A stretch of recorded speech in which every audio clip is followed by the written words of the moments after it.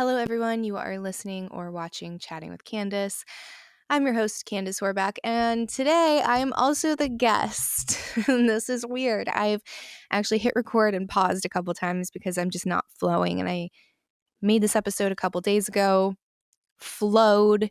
I thought it was great, and it didn't record. So I'm going to assume that was divine intervention, and I needed to do another take. Maybe a shorter take. The other one was a little bit long. So we had a video go ultra viral. I'm talking over 5 million views, and that is absolutely incredible. I am so proud of this show. I'm so proud because I've stuck with it. I'm following my curiosities. It's funny because I'm being told what to talk about and not talk about because of what does well. And parenting was one of those things I was told not to talk about because it just doesn't resonate with my base. And then that's the video that has over 5 million views. And I'm like, well, my base isn't that big yet. So, I feel like should be in a place where I'm just following things that really excite me and I want to talk about. So, moral of that story is to follow your passions and your curiosities because that is what resonates with people, not clicks and grabs and what do you call them? Shock jocks, all of that. There's a place for that. I'm sure some of it's entertaining, but that's not me. So amazing. So proud. But that moment was immediately overshadowed by a whirlwind of stones being cast my way. And what's interesting is I have always been really transparent about who I am, who I'm trying to be, my values, my principles, my past. And some people were in the comments trying to have gotcha moments like, don't you know she's a porn star? Don't you know that she was in the adult industry, and they'll give my stage name as if I'm not open about it. And then also as if that automatically discounts anything I'm to do or say later in life. So I get punished for doing this thing, this very controversial thing, and then I try to do something else. I'm at a different stage of my life that was 7 years ago. And I'm being told by a big group of people, like, that's the only thing I can do from here on out. I made this horrible decision. You are now seen as a person of no value, no intellect, no contribution. So just stay over there doing the thing that you weren't supposed to do. That doesn't make any sense to me.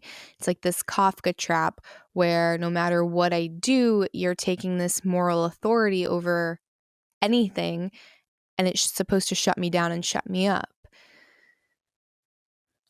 The things that I did in my past, again, I'm so open and honest about. I did in my past. I made those decisions when I was 19 years old. I'm now 34. I'm a wildly different person, while in a good way. How embarrassing. How embarrassing would it be if I was the same person, if my perspective and my values were the same, if the things I was going after were the same? That would be horrendous. Horrendous. Thank God I'm not that person anymore. I would never do probably 90% of the things I did when I was 19, 20, 21. I just wouldn't.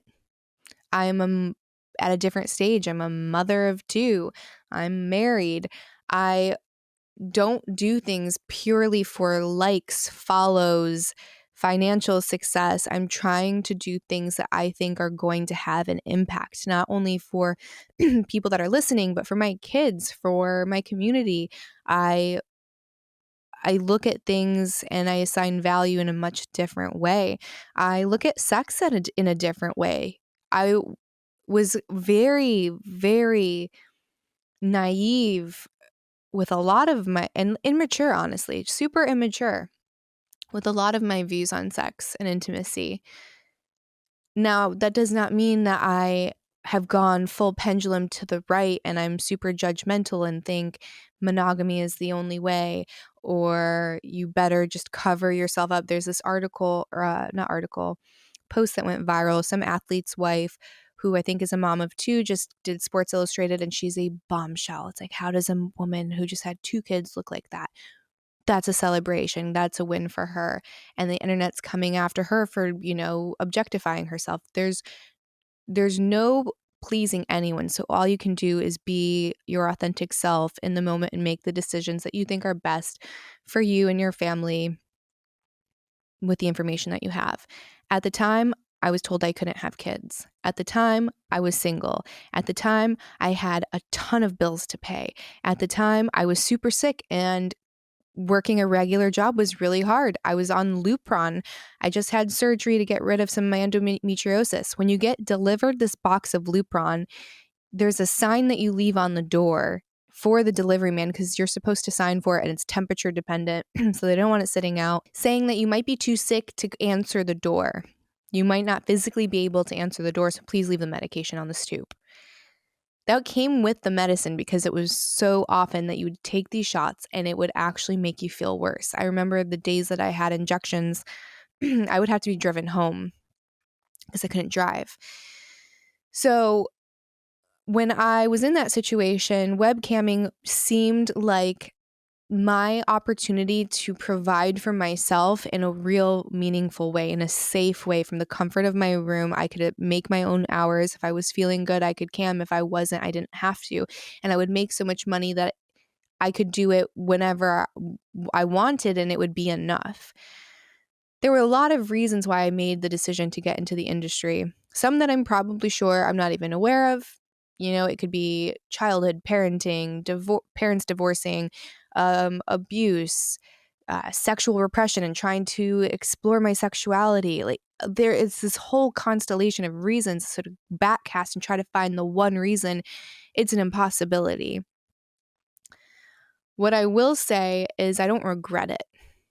Now, maybe I made a left turn. I'm not sure. It doesn't feel like it. It certainly doesn't feel like it. And I don't have any shame or regret around my past. It has given me a life that I never thought I would have, a level of freedom I never thought I would have, understanding of myself and my body and relationships and shame, like transcending a lot of that in a way that I don't think I would have been able to. It is an excellent filtration system for who is for me and not for me. People will write me off immediately. People will write my husband off immediately. People will unfortunately probably write my children off immediately. And that certainly doesn't feel good. I don't know if it will ever feel great, but it does show me a lot about the person that's doing that, because we are not our past, hopefully. Hopefully we're ever evolving, constantly changing, trying to be better, trying to improve, trying to learn more. If I were to judge you off of something that you did a decade ago, not knowing your story or why, not approaching it with curiosity, approaching it with my own lens of right, wrong, my own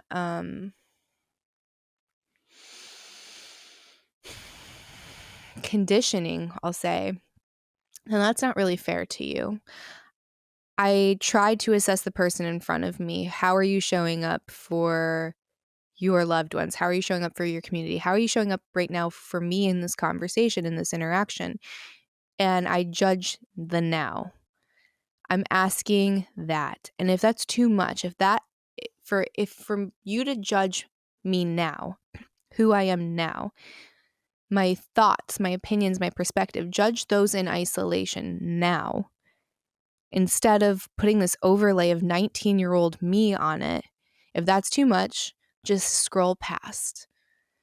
You are not required to, you're not obligated to leave a nasty comment. It's not necessary. It's not necessary. Everyone knows what I did. I know what I did. I'm asking you to just judge me now for who I am. So with that being said, who am I? And that is the question I ask myself a lot. And I think we fall in these traps of identifying with our roles, functions, jobs, even how we fall into certain familial structures And those are certainly not without value, but you're so much more than that. So when someone reduces me down to a porn star or reduces me down to an assortment of body parts, I've never looked at myself that way. I've never looked at myself as just a bunch of body parts to be monetized or a bunch of body parts to be objectified. I'm so much more than that. And if you think that because a woman has displayed an abnormal amount of sexual promiscuity or sexual, what's the word I'm looking for? Exhibition, that's all that she is, that shows me what you think of women in general, honestly. You know, you're probably someone that loses respect for a woman after you sleep with her. Well, that wasn't lost. You never had it for her. The respect that you had for me wasn't lost. You never had it for me. And that's fine. Again, it's a filtration system. But I don't want people around me that just judge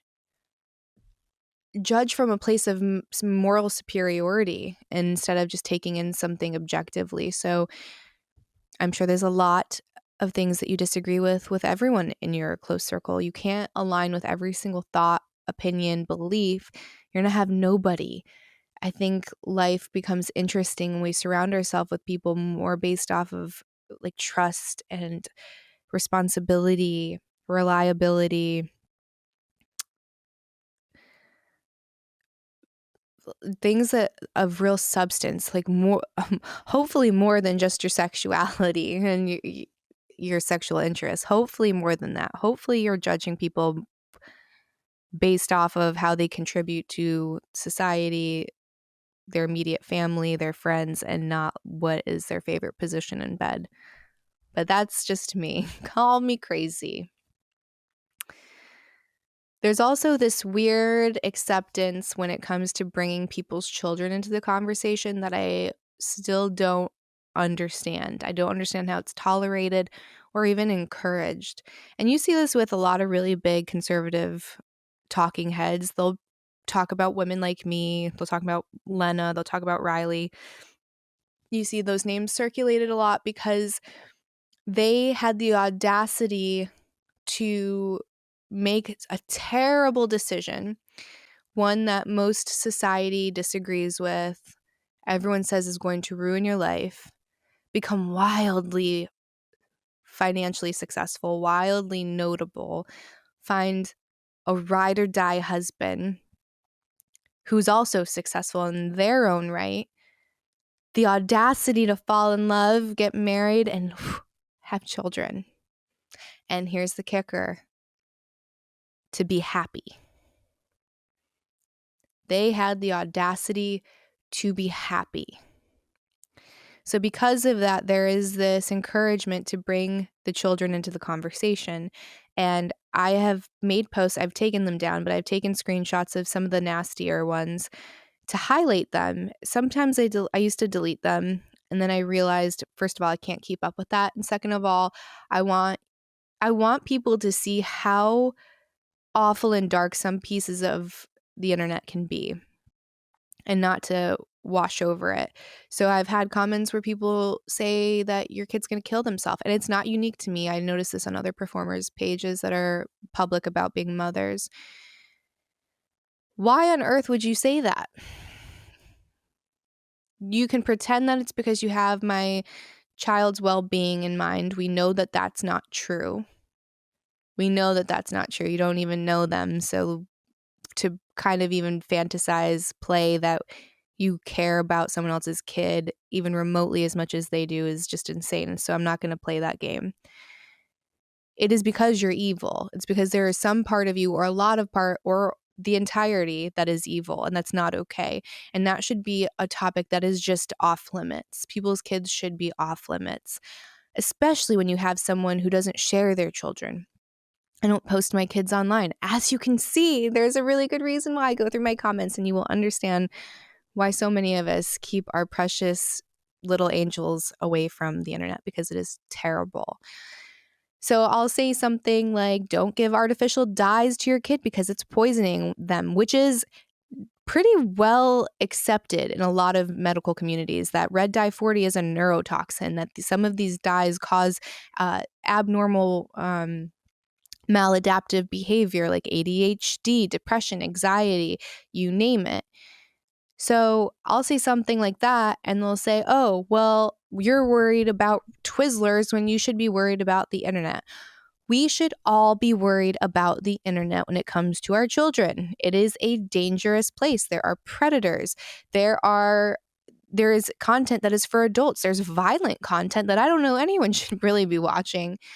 So yeah, I'm going to keep my kids off the internet while it's inappropriate for them to have unbridled access to the internet. And you should keep your kids off too. And if it's your kid that is showing some other kid explicit content, I'm not even talking about myself at this point. I'm talking about other people's kids and just random performers. That's not okay.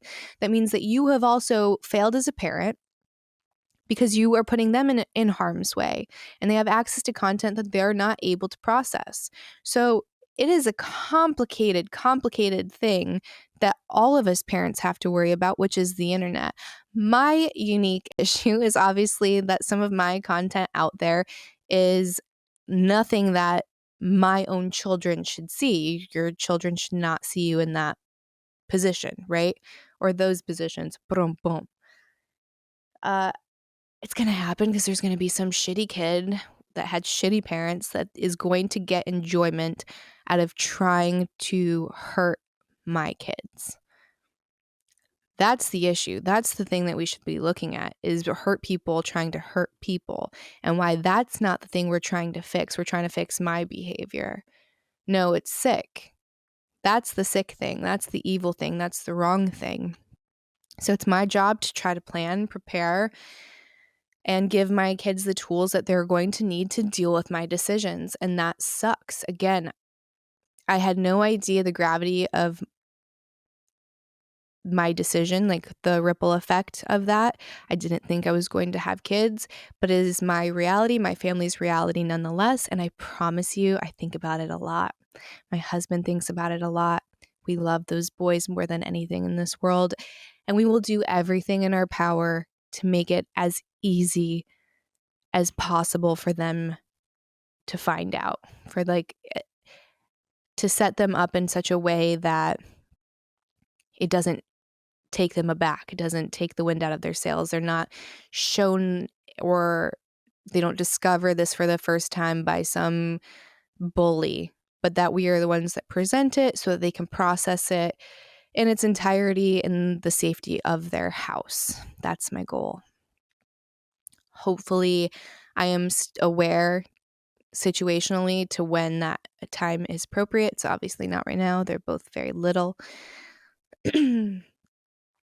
But that time is going to come and I'm going to have to deal with it. We're all going to have to deal with it. I'm not in disillusion of that reality. But what I don't understand is, again, just like the obligation that people feel like they have to throw my kids into it, to throw my past into it. I have moved on. It would be super if you would. It would be super if you would let me. I bought a red pin. I'm still debating if I'm going to start wearing it on the canceled weekly episodes because I feel like the guys have this Christian following and this right conservative following, and some of them are cool, and then there's a group of them that are just absolute loons, and they watch the show just to be mean to me and try to get me written off my own show, which is hysterical. We're all co-hosts on it equally. No one's going anywhere. If you don't want to see me, watch Slick and Thick. I'm not on that. Be like someone complaining about Gerard. Okay, well then watch Chatting with Candice. I don't know what to tell you. Watch something that has none of us in it if it's so triggering. But yeah, maybe you'll see me with the red A because it's not going anywhere. The internet is forever. And there's this conversation that I've had, which is the right to be forgotten. And do you have the right to be forgotten? Do you have the right to move beyond your decisions that you made when you were 17, 18, 19, whatever it was, whether it's a bad tweet, a terrible take, adult content? There are, I think, 5 million creators currently on OnlyFans. How many of them are 18, 19, 20, 21, super young? Braden's not even done yet. Do those performers have the right to say, ooh, shouldn't have done that? Shouldn't have done that.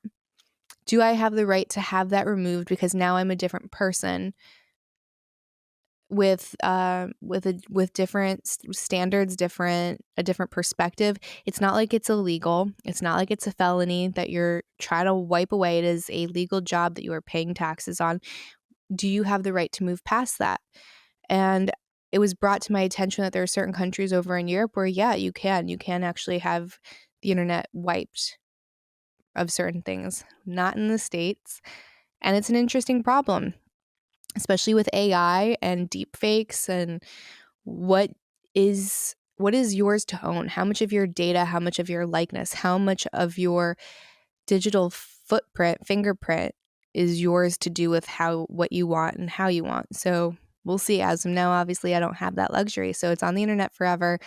So maybe I just lean into that and I'm going to be the rock and I'm going to come out and I'm going to be the bad guy and I'm my A. I don't know. I'm still trying to figure it out. I'm in a much better place than I was last week when all of this was first going down. And I promise, people will say touch grass and it's just the internet. But when you have thousands and thousands and thousands of comments coming in, you feel like you have to be in the comment section, engaging, fighting, battling. Like it's like this digital castle that is being overrun by rebels, and you are just trying to fight every single person and defend what is yours, and you realize how stupid that is. So then you do digital cleanse and you do a podcast because podcasts are therapeutic. So I guess if you're still listening, I am Candice. Very nice to meet you. Eva was never real. She never is going to be. She's going to exist forever on the internet because that is the nature of things. I have moved past it. I'm curious about parenting and marriage and relationships and Bitcoin, blockchain, politics, spirituality, so many things. Psychedelics. Like, if you saw my bookshelves, you'd be like, this person is wild. I mean, self-improvement. We're going on a shooting course this week, actually. We're going down to Austin to do Tim Kennedy's Protector course. It's like this couple's Valentine's Day shooting thing. I am a multidimensional person. I have so many interests, so many curiosities.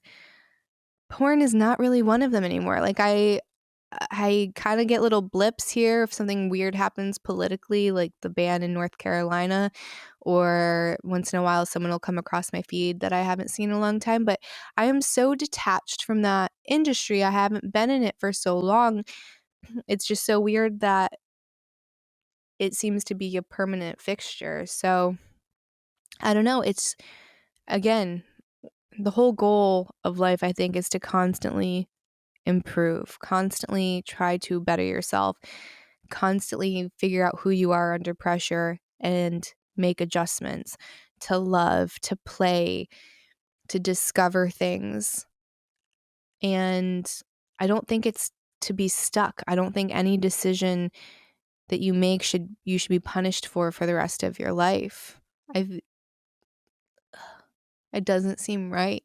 And to take someone's humanity away and like civil discourse away just because of that seems a little silly too.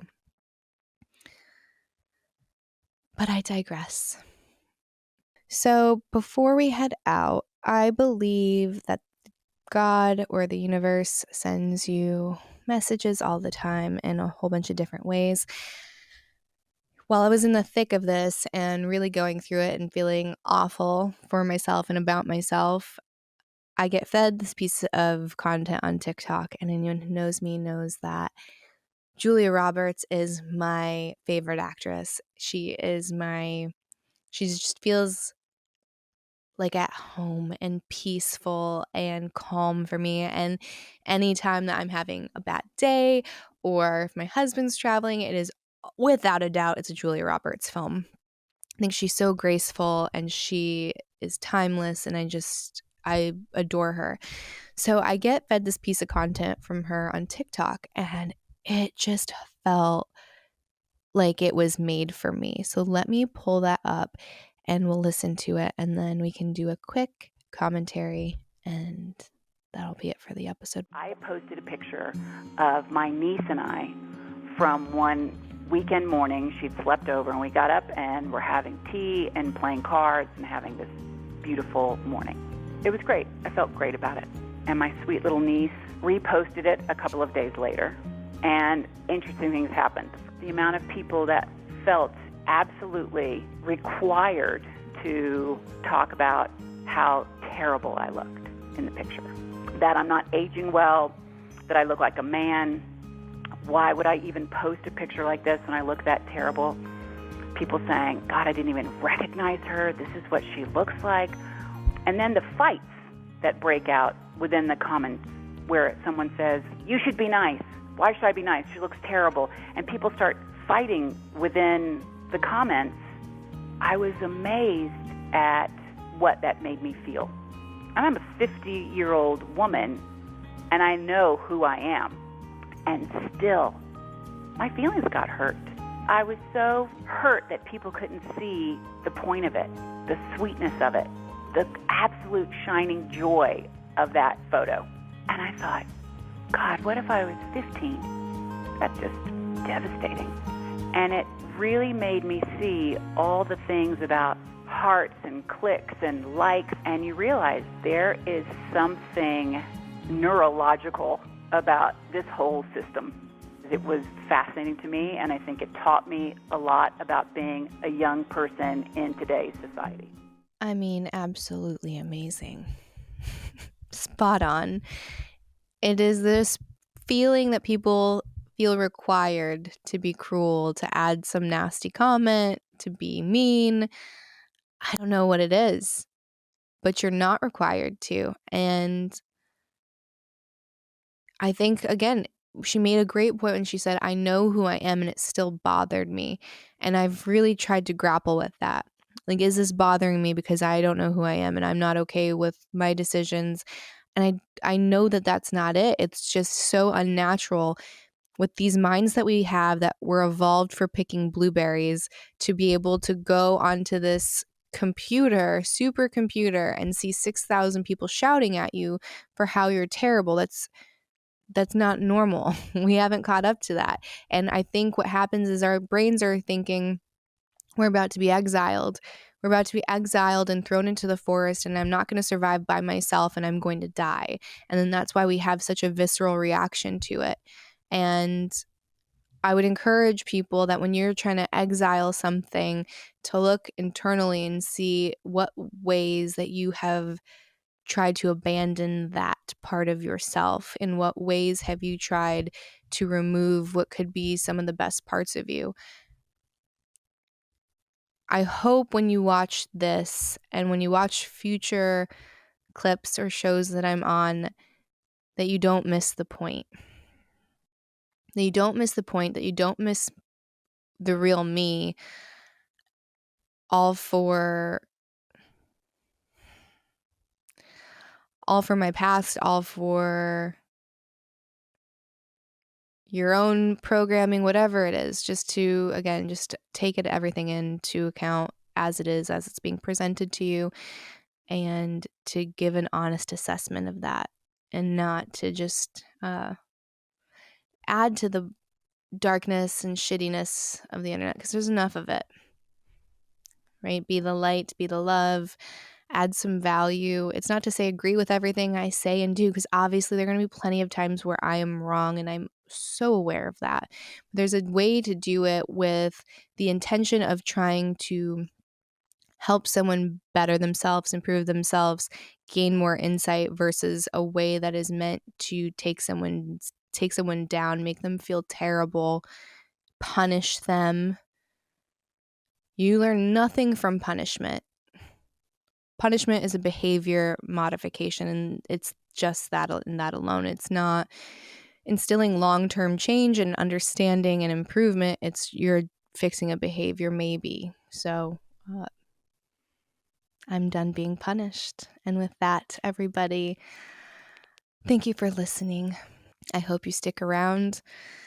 I think you'll find something of value and interesting. And I will see you next week. Thank you for listening. If you want to support the podcast, go to chattingwithcandice.com. And I'll see you next week. Goodbye, everybody.